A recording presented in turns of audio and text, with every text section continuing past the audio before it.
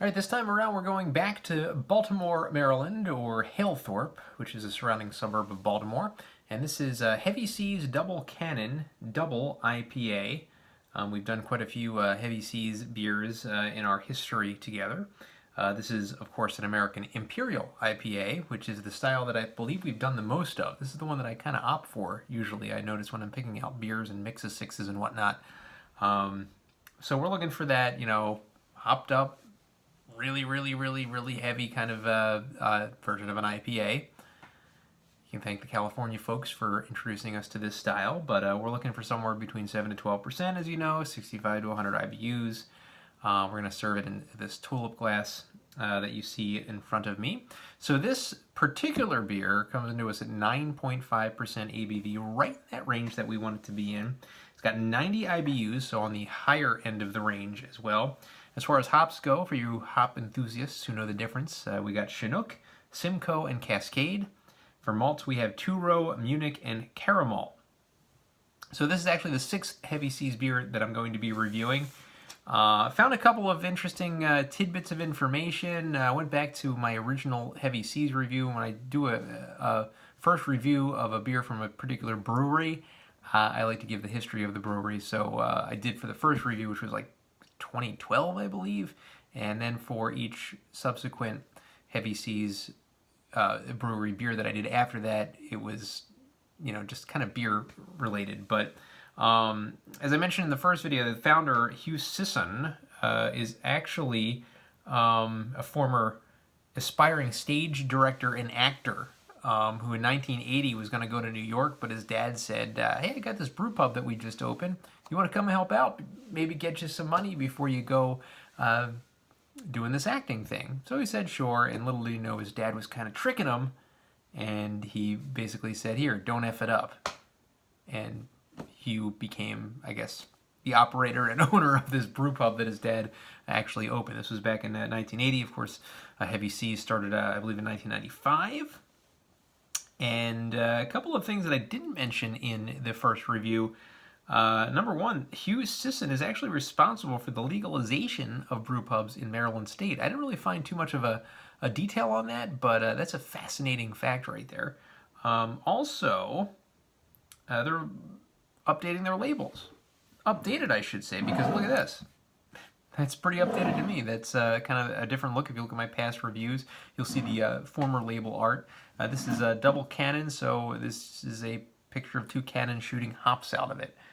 Very nicely done with different lettering than we're used to with this brand of beer. As far as the beers go, or the beer goes, I should say, hop aromas blast out of their flavor. Let me repeat that. This is according to the website. Hop aromas blast out of their flavor explosion. Explosion of flavor.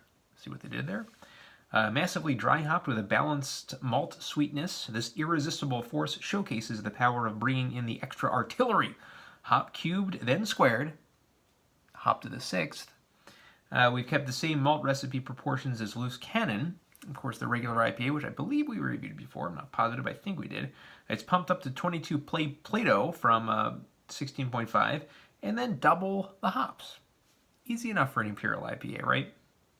We employed the late edition Whirlpool hopback and dry hopping process that makes Loose Cannon such a flavorful IPA. We've captured the beautiful balance of Loose Cannon, but we've doubled the firepower. So I'm assuming it's going to be Loose Cannon on steroids, which a lot of the IPAs that build off the regular IPAs are. I haven't had Loose Cannon in years. The last time I had Loose Cannon may have been when I reviewed it, which was a long time ago. And I'm kind of sure I did. Not positive, but kind of sure. So according to the bottle, it says, the bold and brash daredevil, massively dry hopped, irresistible force showcases the power of bringing in the extra artillery. That's exactly what I read before. So yeah, Heavy Seas. Good stuff. Let's open this up, see what we got. And pour her into this tulip glass. You got the skull right there. Nice touch. Being the seas and all, pirate kind of thing.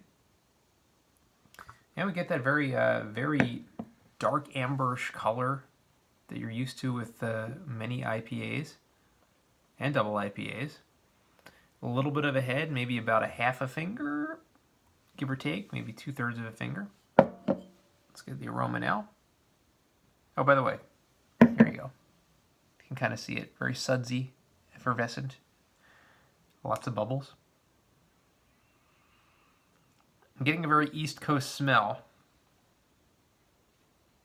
Not extremely pungent, definitely very I guess very malt forward, maybe that little hop, but not really that much of an aroma. So it's not really seeping too much. Very East Coast like, just not quite that pungent kind of pine fruit that you get from a lot of West Coast IPAs. So let's get the taste now of Double Cannon.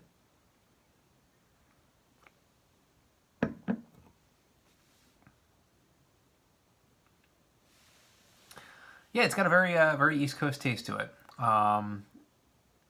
Very hop forward, very it bites in the back of the tongue, like a lot of the East Coast ones do.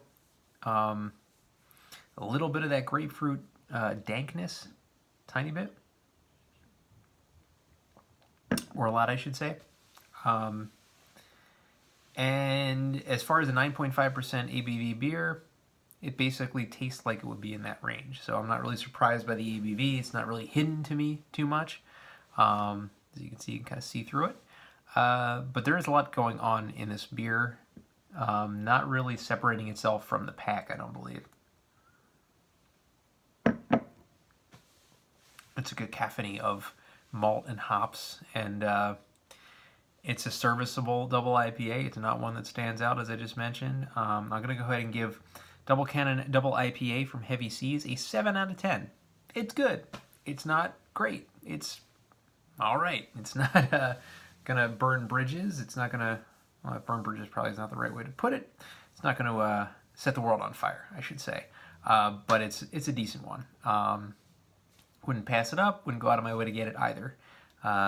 Good, decent taste. A little bit too much of a bite on the back, but a lot of the East Coast double IPAs have the same deal. The dankness of the grapefruit, just a little too dank for me. But again, that's kind of standard for a lot of the East Coast ones. I think just the West seems to have it in spades over the East Coast with this particular style. They still do. There are a few East Coast brews that can kind of hold a candle to the West Coast IPAs, double IPAs, but not many of them. And this kind of reaffirms that opinion in my opinion. So 7 out of 10 for Heavy Seas Double Cannon Double IPA.